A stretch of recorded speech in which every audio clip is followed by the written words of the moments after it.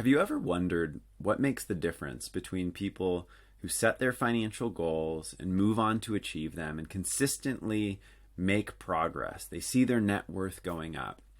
And those who seem to never have financial traction. They're always dipping into their emergency fund or barely keeping up with their credit card bills, and they feel like they can't get ahead financially. Well, in this video, I'm going to tell you as a financial advisor what I've seen to be the most helpful way to translate the temporary momentum and motivation that comes with setting goals into actual outcomes.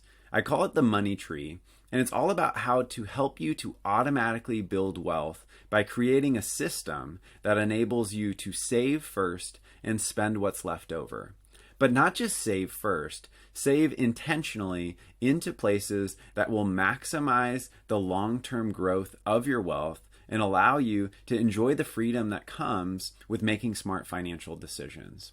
It's so important that you have a system in place because of what James Clear explores in his book Atomic Habits. He says that we need systems, and I'm now translating this to financial systems, because we do not rise to the level of our goals. We fall to the level of our systems. Goals are great to set our direction, but it's systems that help us get from where we are today to where we want to be. And those systems are things that it's worth working on because little tweaks can have a huge impact. And also, when we set up a system in our finances, unlike other areas where we might set goals like in fitness or in relationships, an amazing thing about financial planning is that we can use technology to automate these smart decisions, to metaphorically just eliminate cookies from the picture so that we can make smart decisions on an ongoing basis. And the money tree is that system conveyed in a really simple one-page format to help you to see where your next dollar should be invested. And let me give you a couple of examples of systems that I see to kind of drive home this point. And maybe you'll identify with one or the other of these two systems. The first one I call the financial consumer. And this is somebody that gets the paycheck, it comes in, and like many of us, it goes straight into the checking account. No difference here between this person and anybody else. And then, of course, you've got bills to pay. And so first, a bunch of money comes out of the checking account for loan payments, for the car loan, for the mortgage, right? For the personal loan, maybe paying some credit cards that are in arrears. And most of the rest of the checking account then heads out for my everyday spending, right? It's going on the credit card and I'm paying that off later. And whatever is left over in the checking account after that will often then be routed to one of two places. A savings account where you build a little bit of a cash reserve, and that allows the consumer to at least feel safe if something goes sideways, and it always does in our finances, right? When there's a car repair or a home repair or a medical bill, we can pay for it out of that savings account. And then maybe a 401k. Many Americans have built wealth in the 401k, which are these tax-advantaged accounts that are provided through our employer, and they're a great way to build wealth. Oftentimes, employers will automatically enroll employees in these because it's up to us often now as employees to fund our own retirement. So the 401k is an important part of that system, and you may be throwing some money in there or have some old 401ks that you funded. Now, most people that I meet with, this is about the extent of their plan. The money goes in, it comes out, and they might have a little bit left over in those accounts. Now, if there's ever excess, maybe a bonus or something that leads to them having some motivation in another area of their finances, on an ad hoc basis, I might find people who are funding some other accounts. Maybe money's coming out of the checking account and it's going into a health savings account because it was provided by their employer, and maybe the employer's putting some money in there, or into an IRA.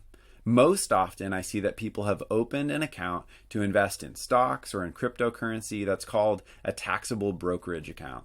And a taxable brokerage account is unlike these retirement accounts in that it doesn't have the same tax advantages, but it's very flexible. So you can put money in and you can take it out.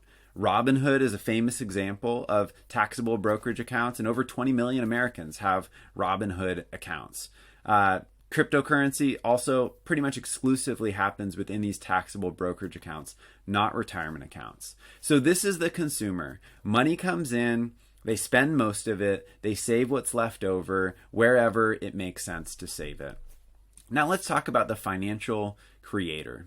Somebody who's got a clear plan for their finances and where their money is going to go in advance before it ever comes into their checking account.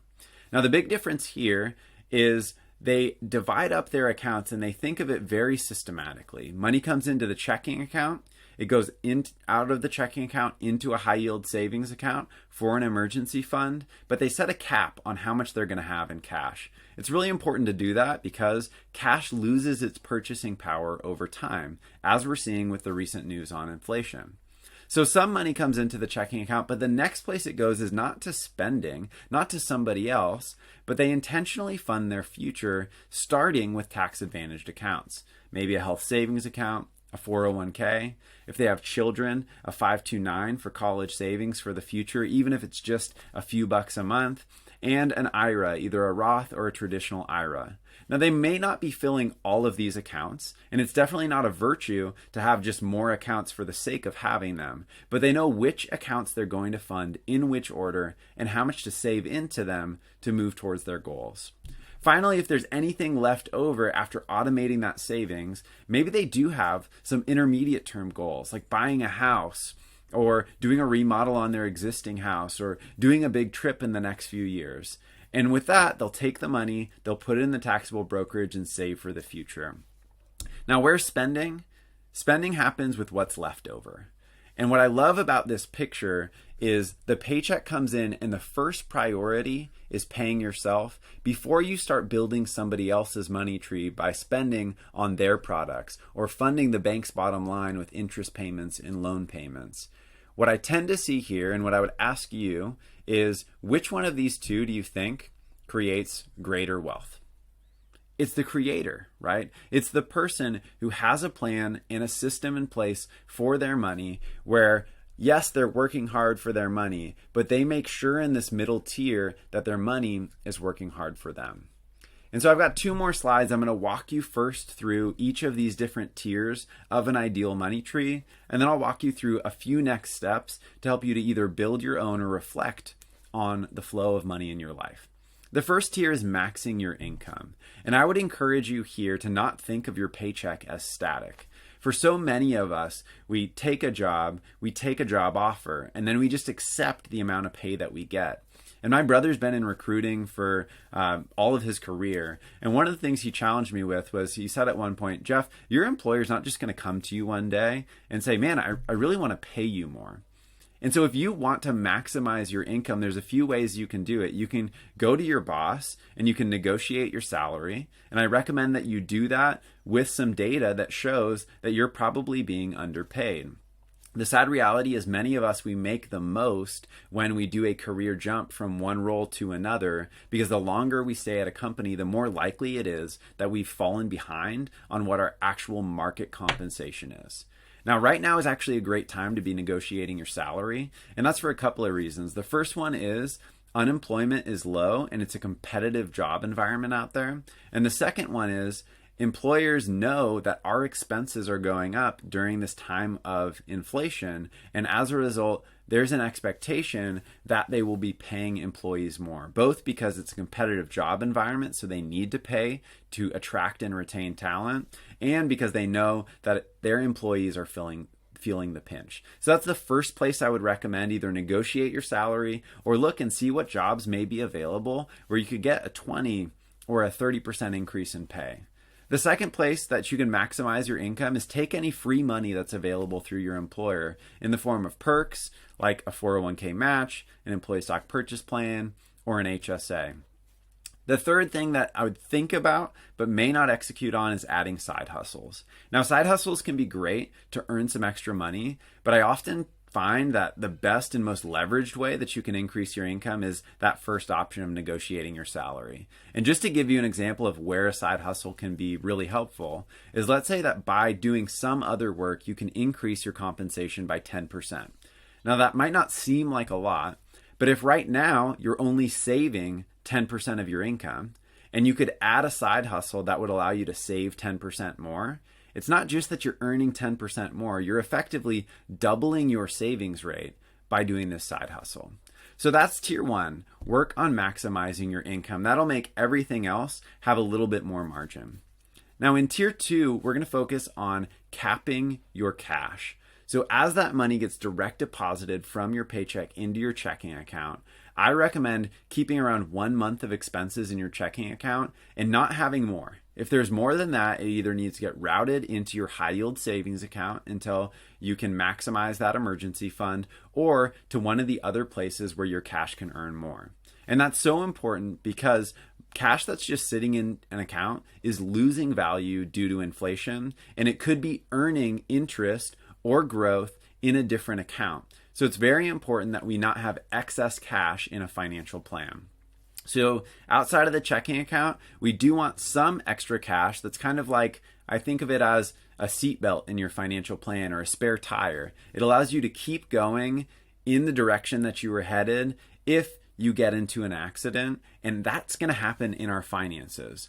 So that emergency fund, it might be 3 months, 6 months of expenses. I do not like having this oftentimes at people's primary bank account. And that's because most large banks where we have our checking accounts, like a Wells Fargo, Bank of America, a Chase, they pay almost nothing on your cash. But if you look, you can find places where you can do easy deposits from your primary checking account into a high yield savings account. I do that at Betterment with my clients or Ally Bank, but there are other options like Synchrony or SoFi that will pay sometimes 10, 20, 30 times as much interest as what you would earn if you just kept your cash in your checking account or at a savings account at one of those big banks. So then you're going to cap your cash position at that combination of 1 month in checking and 3 to 6 months in savings and move on to tier 3. And in tier 3, we start our investing in a tax smart way. We're going to automate contributions so that every month we don't have to have the discipline or the memory to do this. Automatically, money is going either from our paycheck into these tax advantaged accounts. So you can see here from my paycheck into a 401k or an HSA, or out of my checking account into another account like a 529 for college education or an IRA. Now, like I said earlier, it's not about having all of these accounts. It's about thinking about your specific goals and then making sure that you have the right set of accounts that allows you to fully fund your goals. So for many of my clients, it's just a 401k and an IRA, and that allows them to save $26,000 plus per year in a tax advantaged way to help fund their future. That's how we're going to allocate it.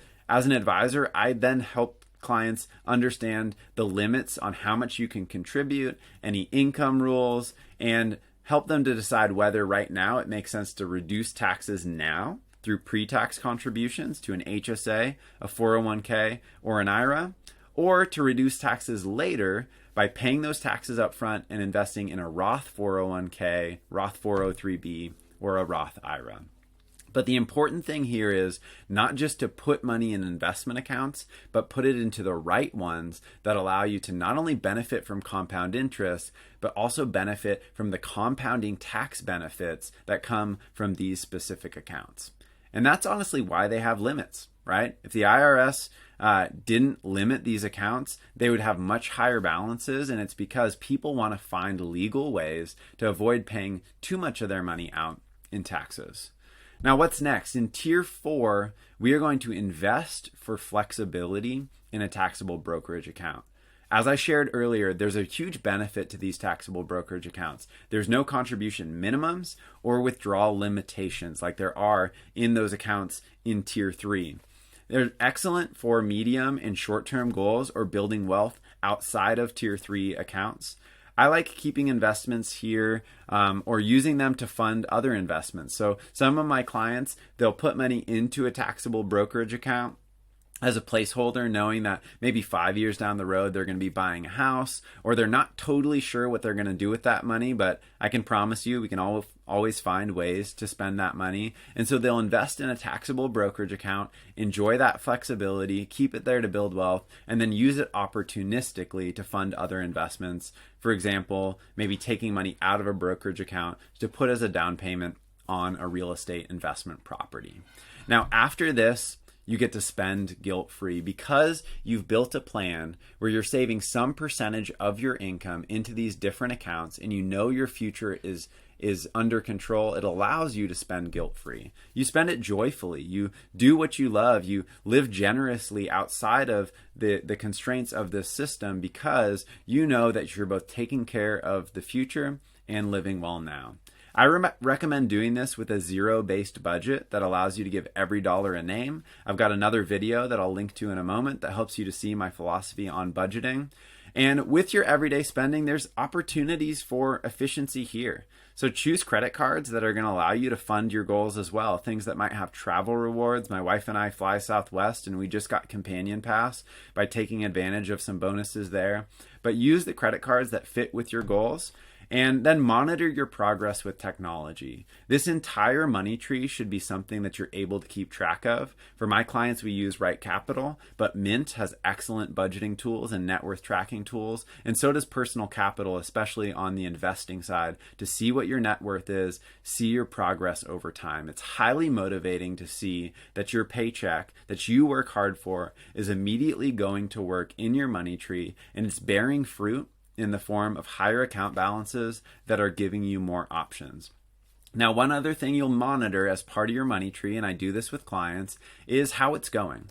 And sometimes we're a little bit ambitious, and so as a result, we end up looking and seeing that after funding the 401k, the IRA, and making all these direct deposits out of the checking account, spending the rest of their money on the credit card, that this checking account starts dwindling. Well, the nice thing about having caps on your cash is, for example, if you want to keep a minimum of $10,000 in your checking account and $30,000 in your high yield savings account, and you find that each month you're steadily, after paying off all your credit cards, your checking account is dropping from $10,000 to $9,000 to $8,000. Well, what that means is that you have a little bit too much money going out either in the form of savings or in spending, and you're operating at a deficit of $1,000 a month. There's two ways you can then adjust the system. You can reduce your savings or you can reduce your spending in order to make sure that you're keeping this equilibrium where you've got enough cash on hand and you're also funding these other goals. What I love about this system is it's dynamic. As priorities change, you can just add an account. Maybe you have a child and we add a 529 in, or you get married and you add a bunch more accounts. But this allows you to map your money, know where your next dollar is going, and be intentional about pursuing your goals. So what are your next steps? The first thing I would recommend you do is think about your different accounts and just draw on a piece of paper your current money tree and ask yourself what's working and what isn't. You might see that you've got a 401k balance that's huge because that is working for you. You're saving a lot. But you might have high credit card balances or nothing in the bank and recognize, wow, I haven't been thoughtful about trying to have a solid emergency fund, so I keep tapping into my credit cards as opposed to that emergency fund. Draw it, ask yourself what's working and what isn't. The second step would be to set caps for your cash positions and goals for how much you want to do in your annual investment contributions. Once you know how much you want to contribute to those accounts, it becomes much easier to automate. And once you have caps for your cash positions, you can build up towards those balances and then set every dollar beyond that free to go and earn more money for you in those investment accounts. This is something I do with clients, and if you're interested in talking about this, I'd be happy to schedule time with you to talk about different options that you may have. Now, the third thing I want you to do is you've got your current money tree. Now it's time to draw your ideal money tree. Set a budget and automate your savings. Like I said, I've got my budgeting video there if you want to see how you can do that. Having a budget in place helps you to know exactly how much you need to have in cash because it's based on your monthly spending, not based on your monthly income. And having that budget in place tells you how much money is free to then be liberated and go into your investment accounts. Finally, if you want some help with any of these steps or building your own money tree, I'd be happy to connect with you. You can reach out for help at redwoodmoney.com. The first thing you'll see there is an opportunity to schedule time with me, and I'd love to talk with you about your specific money tree, any accounts that you might need to set up or have questions about, and make sure that you can start making this progress towards your goals. Here's the secret about money and this entire process.